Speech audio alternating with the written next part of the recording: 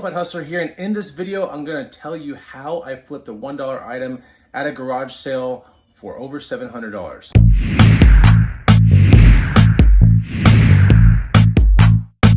What's going on, guys and gals? Chris, the Bonafide Hustler, coming to you live from the inside of kind of bonus room, office room, storage room of my house. In this video, I'm going to discuss the item that I took from last weekend. It hasn't even been a full week since I picked this item up. It was $1 at a garage sale, and I just sold it for $700, actually more than $700. But yeah, don't forget to follow the Bonafide Hustler on Instagram, and you can also get the free money making guide right here. It's the first link down below. It'll teach you 50 items that you can buy and resell that you can look for at garage sales and estate sales and thrift stores that you can sell for more money. It's free, first link down below. Okay, so last weekend I was at this garage sale, and I actually went to this garage sale twice. The first time I did a first pass, and then I went to some other garage sales that were down the street. I haven't edited that vlog yet, but I will after this one. But this is a little bit more serious because of this one I have to get into the package now and get it out tomorrow. Does that make sense? So while the item is here, I want to show it to you. But yeah, I went to the garage sale and I kind of cleaned it all up, and it was great. I think it was on my first pass or my second pass that I found this item, because I noticed that the people at the garage sale, first of all, were just waking up, which was kind of crazy, but their stuff was outside on the lawn. But second of all, they were making a bunch of jokes about how they were hungover and all this stuff, and how prices are whatever, you want to pay. And so I just noticed that while I was asking like how much for these belts, like how much for this shirt, whatever, they were saying like $1 on just about everything. In fact, I think it was everything except for this like cell phone case holder thing that I bought. That was like $2. Okay, so basically everything was like $1. And so I made two passes. On the first pass, I picked up this item, and here it is right here. It's this, right? Very, very unsuspecting.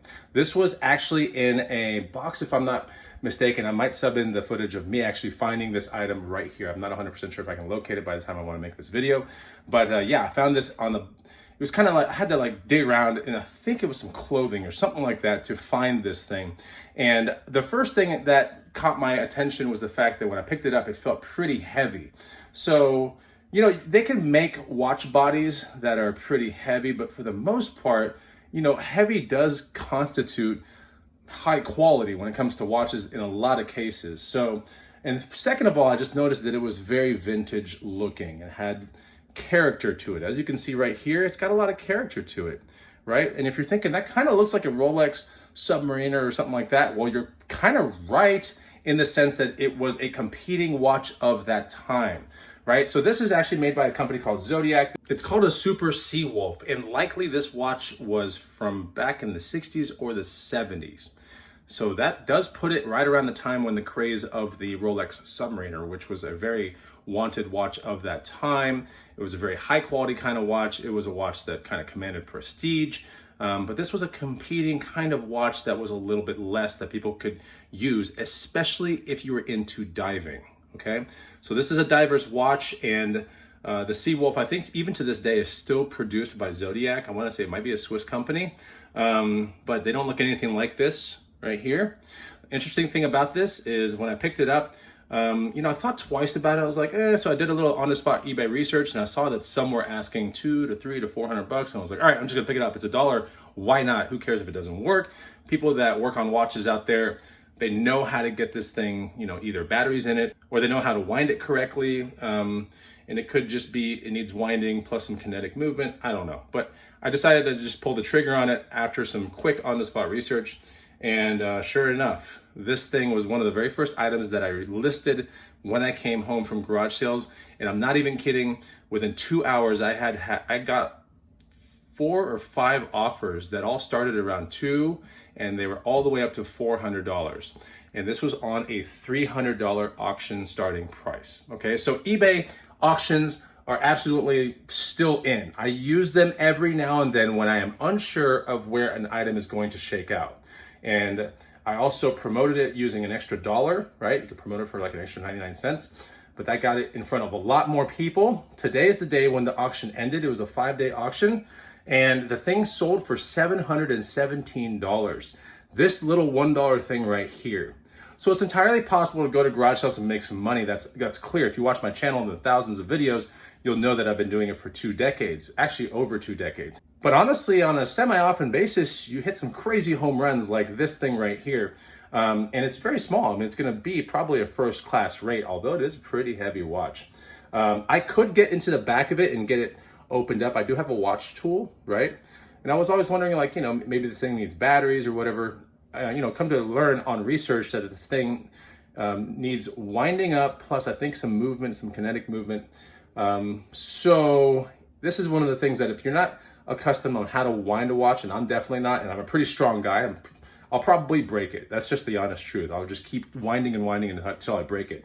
So I did wind it a little bit, because as I read through the forums, it said, like, be real careful when you wind through the thing. So I did wind it a little bit, and it did start to tick around, which is cool, which means the mechanics of the watch inside aren't like totally toast, right? And I posted a video of that also on the listing. But the purpose of this video is not really to brag about the watch whatsoever. The purpose of this video is to show you the power of garage sales and how you can make some really good money if you just go out on one day a week, which is a Saturday morning specifically, and just look around, like, have fun, dig around. And, you know, obviously it does help if you know what to look for when you get there. And for me, that comes with a, you know, experience over the years, but I enjoy it so much. It's something that you can share with the rest of your family. And it's something that can bridge a lot of, you know, spare income kind of gaps you might be looking for in your life, because you know, going to garage sales doesn't require a boss. It doesn't require permission from anybody else. It just kind of survival of the fittest when you get out there, and you'll start to learn that, you know, there's competition in every single town, because it's a really viable way to make some good money. So I hope you learned something from this video, and definitely, you know, if you learned anything, it's not so much about this watch. It's about go to garage sales, dig around, have some fun, and you know, you might find something like this that you can throw on eBay, make some good money from it. Oh yeah, one last thing. You might be wondering, like, man, you know, why didn't you take any of those offers on day one? And honestly, I thought about it for a second, but in perfect working condition, a lot of these can sell for around $1,400 to $3,000. It have to be in perfect working condition with the right band, everything like that. And I'm pretty sure I'm not the guy that's going to fix this thing or locate the links for the band or anything. Because remember, it's just the watch and the body. So that's the reason why I didn't take any of those offers, but I was willing to let it go further. And I got a lot of messages with people asking me, what do you really want to get out of this watch? And I said, honestly, north of 500 is what I replied to every single one of them. Did I think it was going to, you know, shake out in the 717 range?